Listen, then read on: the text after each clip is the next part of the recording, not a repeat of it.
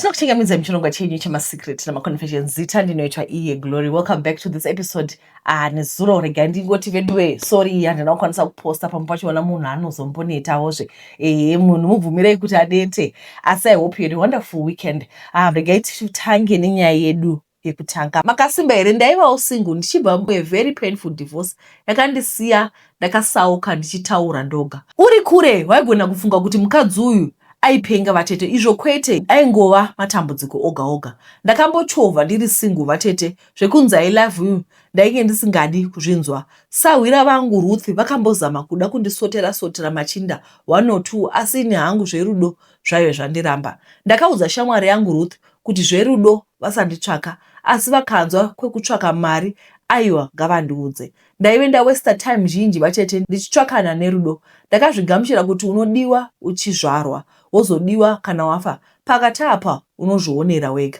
Vatete ndakagara ndichizama kubalansisa maths dzeupenyu hwangu. Dzimwe nguva ndaiwina, dzimwe nguva ndaikundikana. Asi kamari kandaiita kaive kasingakwani kuti baby daddy vaone kuti I can live without him. Ipapo Ruth aiva abata mbinga last yaive nemari isingaperi vatete.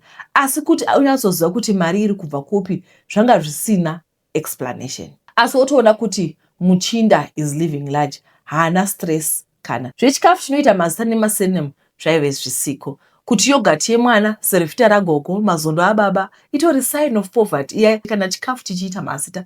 Inini chandairwisana nacho kugadzirira ramangwana. So sawi vangu Ruth vakangotanga kuchinja upenyu achiti mbinga yake yaimusponsor, yaida kumuchinja lifestyle. Vatete ndakapinda busy kunanzva Ruth kuti andiudzewo zvainge zvichimuita kuti aite mari. Zvekuti aipiwa ndizvo hazvo, asi Ruth aive neimwe source of income yaisada kundiudza. Ndakatomboramwa vatete ndikaona kuti akudzoka ega achiti asi Trevor mbinga yake yaisada kuti vanhu vazive chidhiri ichi. Saka isu taifanira kutsvaka rufu rusinga existe toti tiri kuenda ikoko.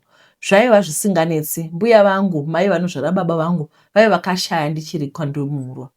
Ndakaronga ndiri naRuth ndikati ndaizofona nguva dzandinenge ndichiziva kuti ana Trevor. Takafonera Ruth ndikapefoma ndikanzwa kuti Ruth oti regai tinochema mbuya tikaziva kuti zvedu zvaita. Ruth wakasvika vatete, tikasimuka tikagadzira rwendo. Takaenda kumapiripiti kuMozambique kwekuti wanga usingasangani nechero munhu. Iyo Mozambique yacho ikati yagara yakakura zvayo. Takasvika pane kamwe kadumba kave kakavakwa namapango kakapfirirwa nemauswa ekubatanidza. Tete ndakabvunza sahwira vangu kuti aive nechokwadi kuti tainge tasvika panzvimbo chaipo here. Ruth akanditi ndisashore mbodza neinozvimbira. Takasvika tikaona gogo vasipo zvichinzi angaenda kuchimunda. Takazvigara zvedu tikamirira. Mugoona vatete, umwe mwoyo waiti simuka udzokere kuZimbabwe, umwe uchiti shinga wogoti wafambirei. Vakazosvika ini vakarecognize Ruth. Ini vakangonditarisa. Aiva pachena semhanza yembudzi iri pabvi kuti aiziva zvandainge ndafambira. Ndakapinda muchidumba chiya, akanditi ndaida mari zvaisanetsa taizoita dare racho pausiku. Kana ndikamuka ndiri mupenyu ndinenge ndaprova kuti ndine mwoyo woushingu ozondipedzisira zvandainge ndafambira. Vatete usiku wakasvika, Ruth akanzi handiperekedze sokuti aiva apedza dare rake kwainge kwasarira ini. Ruth akasara ari pamba vatete, ini nen'anga iya takafamba tichienda kugomo. Gomo iri pasi paro paive pane pakavhurika, ndipo pandakasvikopinzwa nen'anga iya. N'anga iya akati kutesta kushinga yainge yakwana aizodzoka wonditora kana kwachena. Ninga iri ndakazoziva kuti rainzi wafa. Kana uchinge wafa unenge wafa vatete. Ende ninga iyi ininga isina ngozi vatete, nokuti hakuna nenge amanikidzirwa. Ndakapinda muninga muya vatete, maive makasviba kuti tsva. Hapana chawaiona, hapana chawainzwa. Waiti chero kada kudaidzira waingonzwa maungira. Ndakapinda vatete nekuda kwerima raivemo.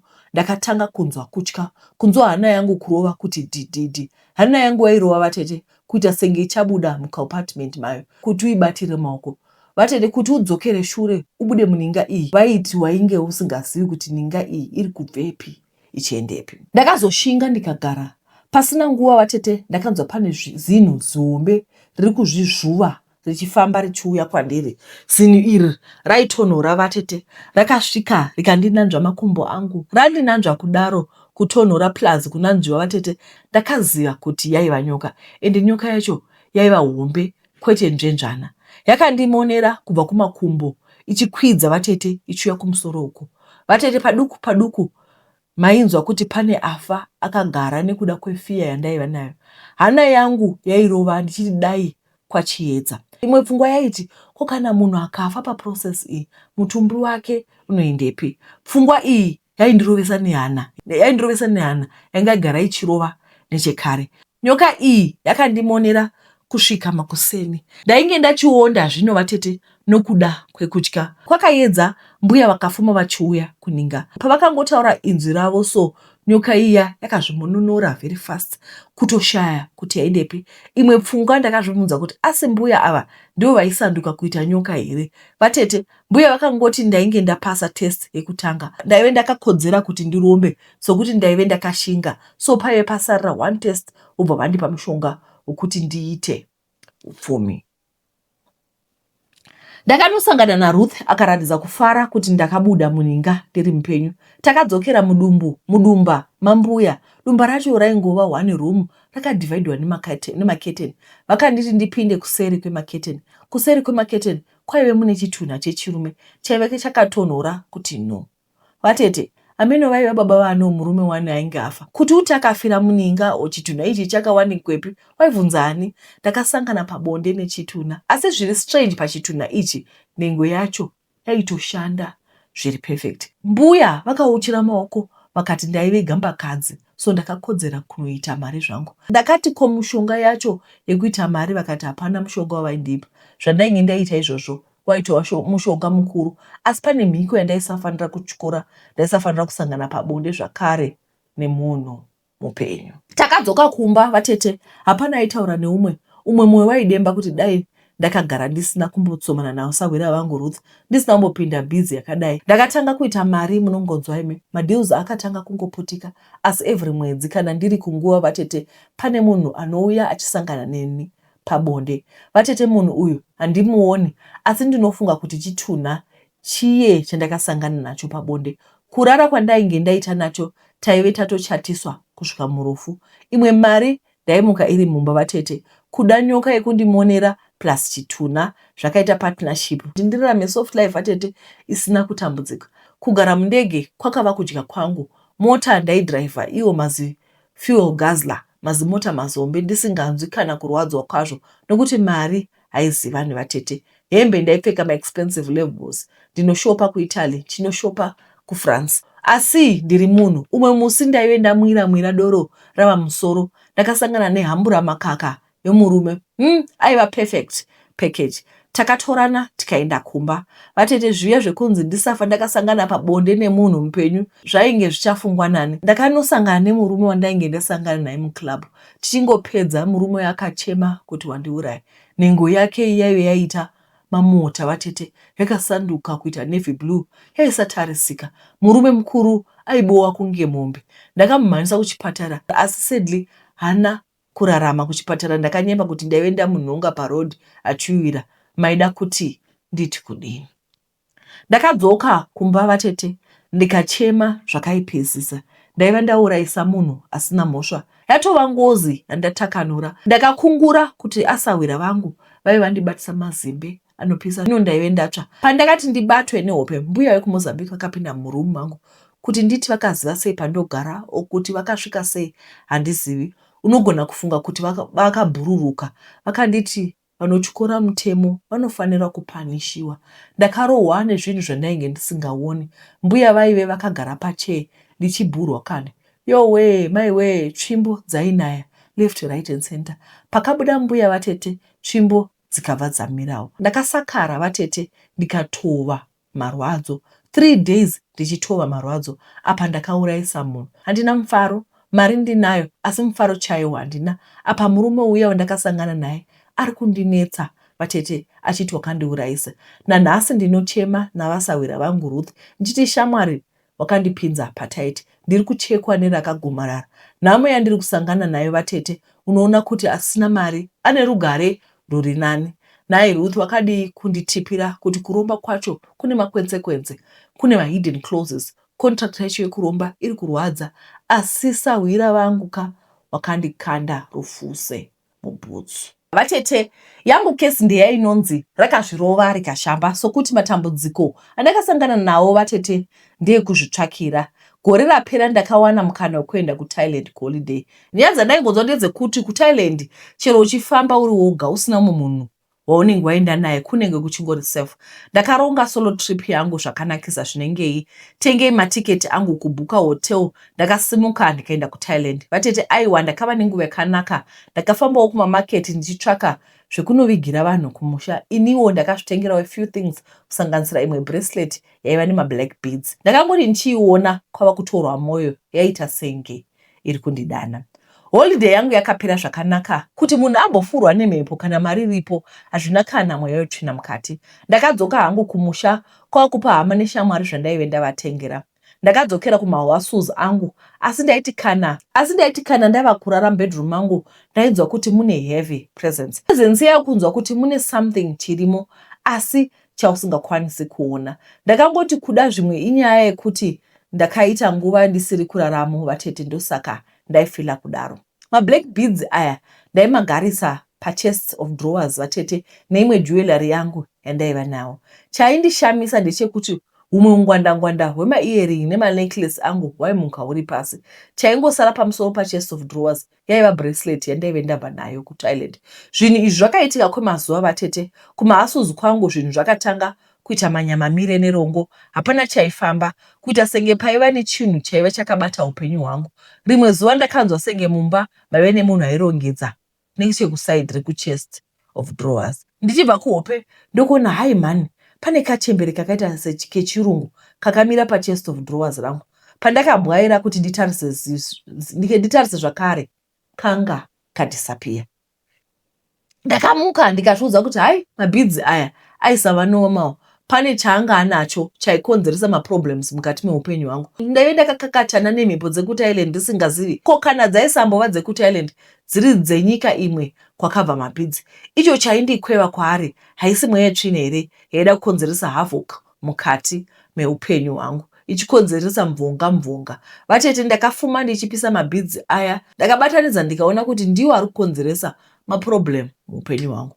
Upenyu hwangu wakatanga kudzokedzana, mahasuzu angu akatanga kufamba. Kumaholiday ndichiri kuenda, asi zvinhu zvakaita sezvuma handibati hangu. Mablack beads akandidzisa kuti ndisangohakira pazvinhu zvandisingazivi sosi yazvo.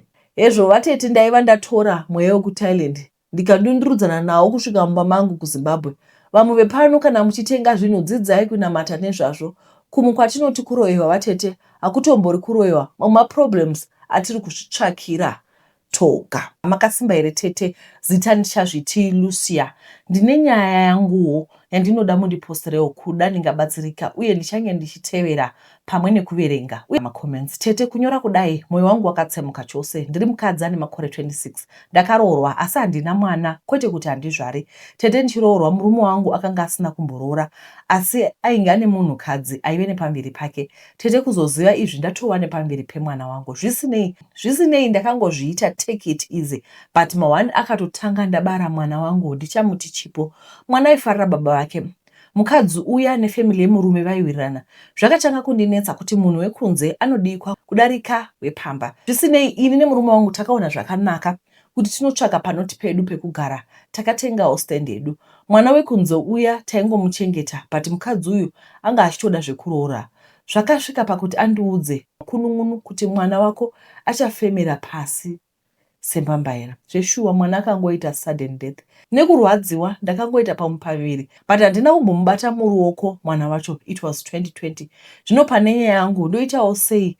Ndiri kuitwa maoperation vana vacho vachifa. Anti mwoyo wangu wakatsemuka. Ine murume wangu tinonzwanana chose, but kufamily kwavo vanoda mukadzi wemwana uyu. Kufamba kumaprofita chaiko kudzin'anga, ndinoudzwa kunzi haufe wakabata mwana. Pari zvino ndine 5 years ndisina mwana. Kupora maronda ndakapora, but mwoyo wangu wava kungotya kuramba ndichifirwa tete. Ndine zvizhinji zvinondidya mwoyo. Ndichamira kumacomment section kana maposta, ndinotariswawo kubatsigwa. Anyway, vari kunzi vakanzi mima muchafi makabata mwana, zvino murambe woita maoperation, mwana anobuda akafa, uye akafa nekuti mukadzi uyu akadotaura kuti mwana wako achafembera pasi semambaira bedweka zvakaoma. Handizivi hangu kuti munosuggesta kuti vaite sei, but maybe haidi for now munogona kumbomira kuramba muchiita pambiri because munozogona kuita macomplication. Mumbomira, maybe mumbomira mumbopora. Handiti I'm a lady aged 25 based in Gweru. Takazvara tiri 3 imba medu, girl boy. I'm the second born. Nyangu yakamira so. I grew up nevabereki baba namai and my siblings. As I was treated differently na mama. She would take my siblings out, ndosara cleaning the house. She would take my siblings, ndosara kumbana auntie dichi cleaner. She would buy clothes for wamwe, vana leaving me and saying the clothes were not new, wapiwa na someone from a workplace. I went through a lot and couldn't tell anyone because my big sister is a favorite. I grew up till down in 19. I started working and my sister kabatizera. God blessed her with a baby, but the marriage didn't work. She came back home. My mom arranged kuti aende kubasa kuZambia. She worked and worked, then started dating someone mvatizera again, and the marriage didn't work out. Futi. She came home, but mom raised the kids kubva vana 3 months. Now the eldest is 9. The treatment and IP were never changed. No money for me, no help, no nothing. I was always wrong, and to be honest, I got used to it, but people around us would ask Kuti, is she your real mother? Fast forward, Tete, I met a guy, we stayed together. Akangoendesa chakira ikuno chete. A few days after we started staying together, my mom would say bad things about my marriage and would wish us bad. My husband that time, Zvakaoma, he wasn't working mushe. Daenda kumba asking mom for food. Asiva indinima, wondite food is for a grandchildren. Ndine shamwari yangu yakamira nene. Mwana airamba Tete for years, but we kept praying and praying. People from hubby's side started asking, Kuti, is your mom your real mom or what? I don't know why they asked. Hans, she told us something about you, but vakaramba kutaura, cause hubby akati, it will break me. Husband got a better job. Nani. I stopped going kumba, kunokumbira. We ate what we had ipapo. Kana pasina hapana. As God made sure kuti hatirari nenzara. Hubby played around without telling me. He lied about how much he was getting paid. Takazoshamska kumba wofona vachiti vanhu vekwana hubby wako vatumira munhu kuzokumbira list kumba kwedu. I asked the hubby and he gave me money. I cried Tete and told him kuti dai usina kutumira munhu tavaka nemari iyoyo. His response was, I want to marry you and show one kuti you are not important to them. As it to me, you're a queen with a big crown. His words made me cry even more. He went kunorora, even though his family was against it because mwana angaramba kuita. So they were saying, what if she doesn't give you a baby? Hubby went to pay rora. We had a celebration. Then ndobva vakumbira muchato. Ndobva tachata white wedding. The whole me Tete in a white dress. Kumba vakaramba kutenga that white veil to close my face. Kuradza kuti ndaive mhandara pandakarorwa. Hubby bought it and made sure someone said it at the wedding. Kuti I took care of myself till he met me. After the wedding, I got pregnant, gave birth to a baby boy. Wandichati anesu ishe. Now the problem is my mom havadi mwana wangu. She calls and asks to see him. I say I have to be there. Vanotamba naye 2 minutes and give me back. We stay near kumba and sometimes she says things, yeah, vazukuru wangu itu. Ndamirira vemwana mukomana wangu, which is the last born, achangonyora form 6. Havadi at all, even ndikakumbira kusiya mwana wanting to go somewhere. She makes things up. So I tried opening up to her and asking her why she treats me differently and my baby. She told her brothers kuti ndavatuka. Kuti vasare nemwana, I have to pay. So I'm not working. I have to ask hubby for money. He has been giving me, but last week he sat me down and told me kuti he doesn't want his son to buy love from family. So he's kindly asking kuti I stop going home with him and paying to leave him kumba kwedu. And also he's tired kuona family yangu treating me the way they do. He said he's been seeing a lot. My mom never posts me even on my birthdays, but she always posts my sisters, brothers, and the grandchildren. And also, I'm never told Rekumba. They always leave me out of my plans. Mama always asks kuti ndiende nemwana vamuone, but I have to be there. Then after that, totsoka kumba. Asking why she doesn't want my son but raise my sister's children. She even stays with them. Asisisi stays in the same area, Nesu, Vega, one room yavo. Asking her that has become a big problem. Ndakunzi, ndakavatuka. Please help. Should I go apologize or should I listen to hubby and walk away? They always body shame me. always have something bad to say whenever they see me. I thank God for giving me a good husband. Ameno kuti dai ndiri pai. So Heidi, I want you to listen and listen to me very careful. Mama vari kukuratidza kuti havakudi. Whenever they see you, vanokupa negative things.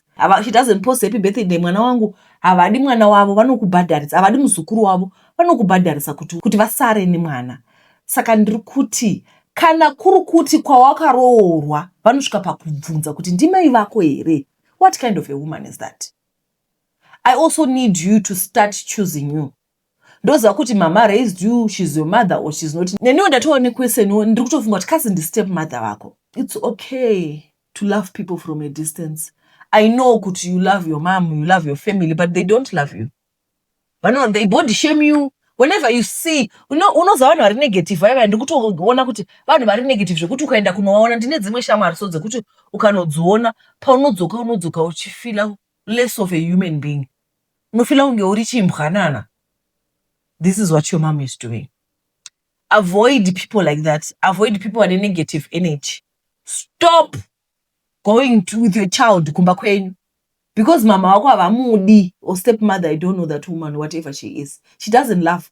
Rather kuendesa mwana kunokumbira mai vepa next door vachengete mwana kana kuti mai vekuchechi because mai vako havadi mwana wako. Kana vasingakudi, how do you think vachagoda mwana wako? Kana vachida kuti vane vazukuru too. She means kuti we are not a child. At some point, let's accept my positions atopiwa nevanhu muupenyu. If akuona kuti iwewe unodeserve kunogara uko wakagara pasi, wakagara pamasofa, it's okay. Mind your own business. Garai kumba nemwana wenyu, zvikurirei, itai zvinhu zvenyu. Christmas musaendako, musavafonera, musakomenta mastatus avo. Continue neupenyu mai mwana. Choose you. Ndapedza. Hello, Auntie Makadi, please hide my ID. I'm a lady aged 29 and my story goes like this. Tete, I was raised by a single mother because Dedi Wakashaya did grade 1. I went to the best schools in Zimbabwe. Ndangandine msikanzo yakomana growing up because apana ainyatsoti tarisa. My mother then got married again when I was 13. Life went downhill and Dedi lost his job. Mama decided kuti tiende kunogara kustand kwavo kwavanga vakaisa 2 rooms. I then met a guy koko ndikanyeberwa zita ndichamuti Noah. So Tete, let me take you back. I've always known kuti I'm a virgin. Chero ndaiita zvevakomana handina wandakamborara naye. But when I then tried kurara na Noah, I realized I was no longer a virgin. At the back of my mind, I started remembering ndiri around 4 to 6 years. But with no vivid memory. Tete, I think I was abused ndiri mwana nema cousins angu nana sekuru vandaimbosara navo. Zvisinei, Noah loved me Tete and aibvawo kumba kuri nani. So ndakachiva lifestyle since kwedu tanga takuti tamburei. We dated for 8 years until we relocated to Qatar. By that time, I was now in university. Noah cheated on me and left me. I was shattered. Things got better for my parents and we relocated to a nice suburb.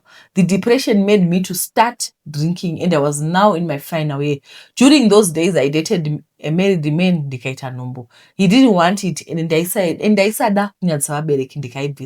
mind you, my parents were pastors.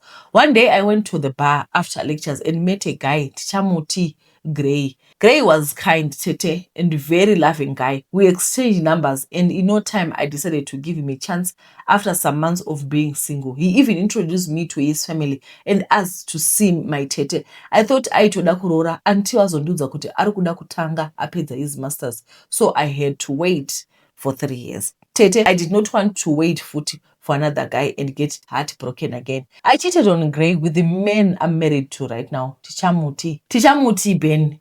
Ben was one of the guys I needed kubakare ndichiti is not my type. He was patient and aingoramba achinetsa till ndazomupa a chance. My stepdad passed away and I was depressed again. Mwari vanga vatorazve a father figure mulife mangu katu. I graduated with a first class, got a job and a company car, and in no time Ben proposed that same year akabauya kuzorora. This is more of guilty than a confession. I'm happily married Tete and blessed with twins, but every day I live with the guilt yekusiya kwandakaita Gray aindida but chaida kupedza chikoro. I wish I just told him zvandaida rather than kuenda kunoroorwa na someone else without giving him closure. Gray, kwauri koko, I'm so sorry. I also heard kuti Noah is back and he lost everything overseas. Tete, please repeat this statement. Gray, ndokumbira uregerero. I don't regret marrying the man wandinaye right now and anondida, but I'm struggling nezvandakaita, and also I still have questions. Who took my virginity away? Okay, Gray, kwauri koko. Anzi, I am so sorry. I'm very, very sorry. Okay, I hope you are doing fine. Please hide my ID. I know so many youths and single people listen to your confessions, so this goes out to them. About 2 weeks ago, I met this guy. Let us call him X.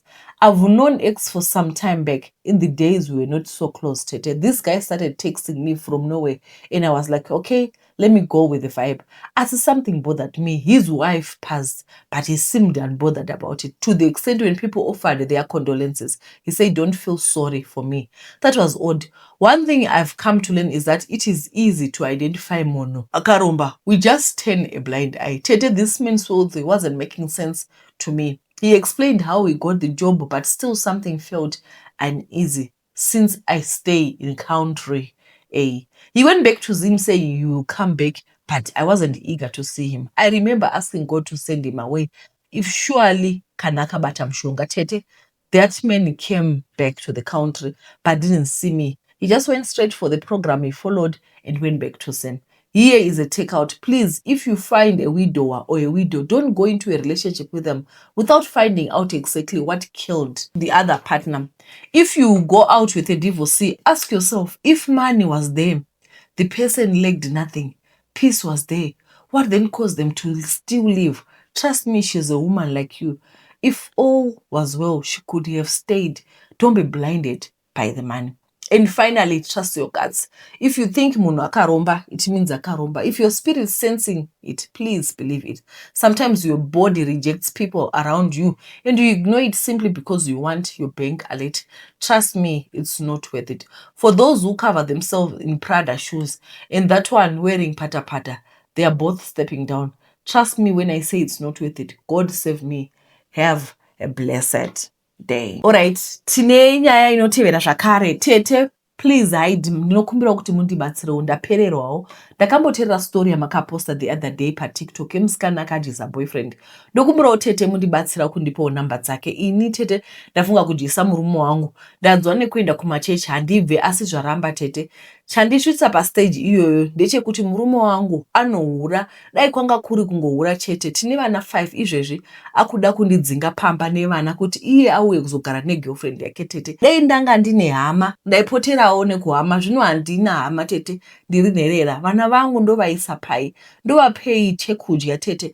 Ndokumbirawo mundibatsirawo, ndafunga hangu zvekupfuwira murume pamwe tingachembedzana tikachengeta vana vedu tiri pamwe chete. Chinorwadza, imba yandakashingirira munhu akuda kuunza girlfriend yake, ine vana togara musango Tete. Ndokumbirawo namba dzemusikana wekupfuwira murume uye neivhu repachuru Tete kuti mundibatsirewo. Munogona kusaposta henyu, asi kana zviri izvo zvichaita kuti ndiwane help, postai. Ndatenda. She was very desperate.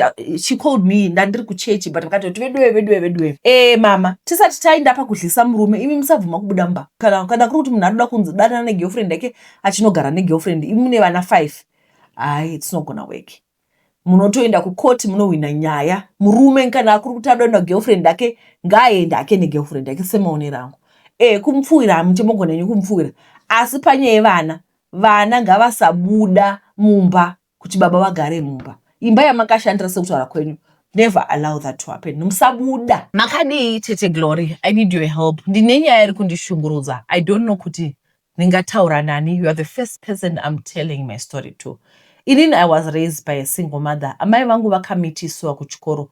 Baba vangu vaigara nasisi. Amai vavo, but kumba kwavo chaiko kwaiva kuHarare. Zvinonzi baba vangu namai vangu vakasangana kuchikoro. My mom was young zvekuma form 2 ikoko, but daddy vanga vapedza kunyora. By the time mama knew kuti vane pamberi, hanzi baba vangu vanga vatodzokera kuHarare kumba kwavo chaiko.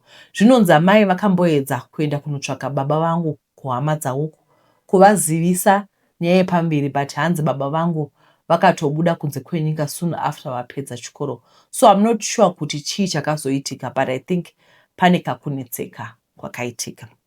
Anyway, inini kuti ndizoziva hama dzangu from side rababa ndakazotanga kudziziva ndava grade 5. Tete nagogo vakauya kuchikoro kwangu, gogo being amai vababa, tete being hanzvadzi yababa.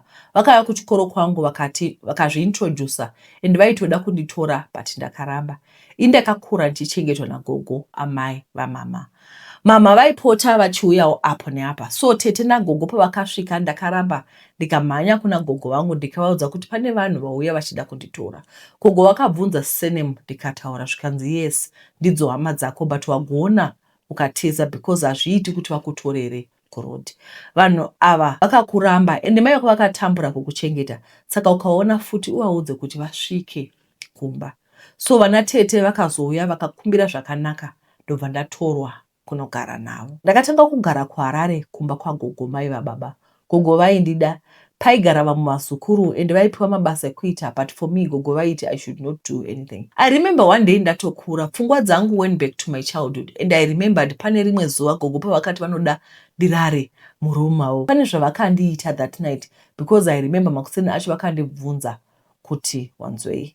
Pane chawanzwa here? Pane chaona here? It's only now ndakura that I realized kuti that night gogo vakanditemera nyora. Ini ndichikura I only remembered kuti gogo vakandicheka vachindikwiza something but ndaisaziva kuti chii until ndakura and I realized kuti vakanditemera nyora. So I continued ndichigara nagogo and vaindida. Taigara futi nabudhi mwana womukoma wababa. He was around form 5 and inini was grade 5. Akandibata chibharo. Ndiye munhu akatora virginity yangu but panguva yacho ndaisaziva kuti ndiyo inonzi virginity. Pazvakaitika aitoita like zviri normal and tiri kutamba and I even bled though handina kunyanya kurwadziwa. I've never shared this with anyone. Mama vangu was not someone wekuti ndaikwanisa kutaura navo about things. Amai vangu was not free and vanga vaine enga iye kuti baba vangu vakavatadzisa kuita zvakanaka kuchikoro and enga yese was directed kwandiri. So ini ndichikura all I knew from my mother was kutukwa chete. Hapana kana day one rekuti amai vangu vakauya vakanditi vanondida kana kundipa chero hagi zvayo. Kuzoudzwa namai vangu kuti I love you was ndakura and she was on a deathbed vasati vashaika. And that day ndakatochema kuti how many years has it taken kuti amai vangu vandionewo semwana wavo. Ndakabatikana tete. When I was in form 1 ndipo pandakazotorwa namama kuti vagare neni. Pavakanditora ndakabatwa futi chibharo nemunhu aigara nesu. Ndakaudza mama ende munhu iyeye akasungwa but tete he was only muscles for 2 days ndokubva abuda. Kuti abuda sei I could not understand. Mai vakangobrasha nyaya yacho and it was as if vakapiwa mari kuti nyaya yacho ipere. My mom vaitotaura nemunhu iyeye as if nothing happened. Vachitowirana to the extent yekuti that man married shamwari yamama vangu. So ndakakura ndine a lot of anger. Amai vaisandida and I did not know baba vangu. He was that type of person wekuti nhasi ndogona kutaura navo pafoni vondiudza kuti vanondida but mangwana vochinja into a different character. Now ndakura kudai hapana kana hama 1 yababa inotaura neni. Ndakambozama kutaura natete kuti please taurai nababa vangu because I'm trying kutaura navo but handisi kuziva kuti chii chiri kuitika and should always say bvunza mai vako. Pamwe pacho vaitaura nyaya yekuti panoda kuitwa maDNA and by that time ndanga ndatokura ndaane firstborn yangu. Each time baitaura nyaya maDNA ndaibvunza kuti okay let's do it because zvanga zvakundiremera kuti so ndovati daddy or what. Each time taigona kuirana date rekuti vauye kuita maDNA acho you would never show up. Ndaizonzwa nevamwe kuti uri kuziva here kuti baba vako was around. I grew up with so much anger tete. Zvinhu zvacho it was too much for me. Kubata chibharo 2 times and namai vangu did not seem to care. Vaindirova kunge imbwa yapinda mumba. Handina kumboita experience rudo rwamai. Mai vangu would prefer kufarira mwana wepanze than inini. So I grew up with no one. Even kutizira kwandakaita was a way to escape situation yanga iri kumba. The only words I knew from my mother aiva mashoko ekutukwa kuti futseke imbwa yemunhu but should show love kune hanzvadzi yangu. He was from marriage yamama kune umwe murume. Iye akakanganisa something inini ndairohwa for it. So kuti ndibve pamba apa ndakaita musikanzwa ndiri kuchikoro with another boy. Pandakatizira he would ask me kuti but iwewe you are still so young. Virginity yakaenda kupi? Ndaingozama kutiza nyaya yacho so he would leave me alone. Pandakatemwa nyora ndinonzwa like pane something chiri kundifamba. I can just find my clothes dzakaitwa kuchekwa kuti dzachekwa nani handizivi.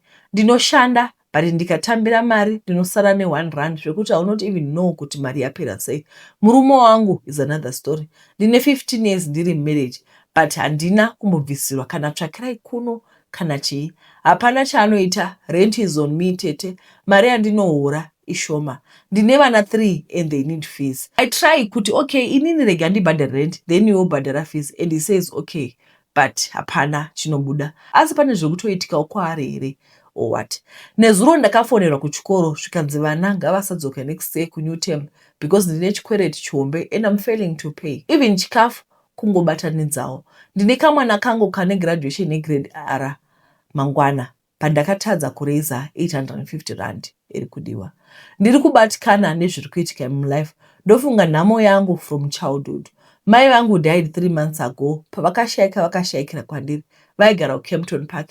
And ndakaenda kunovatora when she got sick. Hapana kana kandibatsira even pavakashayika mama. Vanga vasina funeral policy. Yanga iripo before yanga yakalapsa. I don't even know kuti life ndiri kuenda kumberi here kana kumashure. I just need someone wekutaura naye. Ndiburitse zviri pasi pemoyo wangu. Maybe ndingawana advice kuti ndinzwe zviri nani. I'm with my husband kuti at least vana vangu vakure nababa wavo but he does nothing for me. Anondibvunza kuti pari kudyiwei as if hazivi situation. Zvakandiomera tete, I don't want to lie. Izvezvi ndiri kubasa but not ukada kubata broom uite basa zviri kuramba. Varungu vangu vanogona kundibata rafu imwe so zvekuti unoshuya kuti chii. But I'm just keeping strong for vana vangu. Please tete help me. Even ne-advice yayo. Zvimwe ndotadza kurara ndichingochema. I can't even open up. Alright, regai ndingotaura panyaya yemurume asingabhadhari rent. Apa. Ndopandingataura. Heidi akabatwa chibharo ka2. Mama brushed it off. Mama vakanga vari munhu anotuka mwana. You know maparents, pane maparents anotuka. Pane type yemaparents anotuka netype yemaparents anotaura zvinyadzi. Kato vanototora business ravo ravanoita mubedroom pane vana. Handizivi kuti maparents iwo akaita sei. We need to protect our children. Like there's a lot that has been happening. Asi rega nditaure panyaya yemurume pakaoma. So I think I've said this before. Kuti varume, they were created to provide. Yesterday I met this other guy. So akanditi, you know what, kana uri murume, the moment you fail to provide, you feel like you are useless. Varume vazhinji varunoma wandinoziva hangu inini. They are providers. Varume vano provide. Zvino mukaona household yekuti mukadzi ndiye akasenga, vakadzi they are not supposed to be the breadwinners. If you are married, handi kunonzi baba is the head of the family. Ndiye anotoona kuti tadai, you are just a helper. Ndoza kuti vamweni vanoti zvinhu zvakaoma chichi. Guys, varume ngatirege kudaro. Varume vano provide. The men that I know, they are providers. Let's learn to provide for our families. Mukadzi haangasengi zvinorema obhadhara rent. Zvino school fees ziri kuaccumulate. Murume hatengi chikafu. Mama vemudzimai vakashayika. She had to do all the things. Murume angoripo murume wemaparts. Maparts chete. Ay man. Even your body, guys, your body dzevarume, body, you should see my husband sense. One day I'll bring him here. Irebhara, wakakreategwa kuita rebhara. Kuti asumudze zvinorema, achishanda, achiprovide. Inini maoko angu aya ndinganosumudza mainjini. Ay man, no. Ndozangu kuti varume, especially kuZimbabwe, mune approach iri different. I remember very well growing up, gogo vangu vaipfirira imba. Vaigona kutopfirira imba nguva sekuru vangu vakagara. Sekuru vangu vanenge vakapfeka shirt white, vakagara pasi. Vachiona gogo vangu vachipfirira. We need masculine men and feminine women, not the vice versa. No. Women are feminine. It's actually nice. Women are supposed to be soft. Women are supposed to be well taken care of. Tuzvandinoziva ini. Kwete zvokushanda zvinorema bodo muri kushungurudza mwana. I think Heidi anoda counseling because she's been through a lot. All right. Tinotendai guys nekuona chirongwa kwamaita. Mwari akuitire zvakanaka. Tichazama kudzoka zvakare chipiri. I had to be in the mood of filming. Moza wati dzimwe nguva unosvika pakuneta. Brain chaiyo inosvika pakuneta. By the way, imbofungai kuti kubva December last year hatina kumbomira. We never stopped. Right now it's another December again. Tiri kungongenga. Munoza kuti unosvika pakuti ini ndaneta. Kumuka chaiyo. Imagine kuti handisi kusumudza zvinorema. But unosvika pakuneta because paunofilma paya ukapedza unogara pasi woedit. Right now the time is 9:30. Handizivi kuti video inondopedza nguva yekuedit. Asi pamunozoiona inenge iri perfect. Asi pfungwa dzinenge dzasvika pakuneta. Right now, kana mungandishayiwa paintaneti musatombowara ndodzoka the following day ndiri kuti achizorora. So December takuslowa down naika asi guys ndinokutendai veduwe, ndinokutendai nekuona kwamaita. Mwari akuitire zvakanaka, tichadzoka zvakanaka. Ndinamatire ndiwane simba. Next year I actually wish to have an intern editor. If you have finished your matric and you live in the West Rand and uchigona kushandisa even CapCut zvayo, but I need somebody who's fast because we edit every day. I need somebody. Please hit my inbox tuone kuti totaurana toona kuti toshandidzana sei because pakaipa. Alright guys, tinokutendai nekuona kwamaita. Mwari akuitire zvakanaka, tichadzoka zvakare nenyaya dzenyu. Handiti bye bye.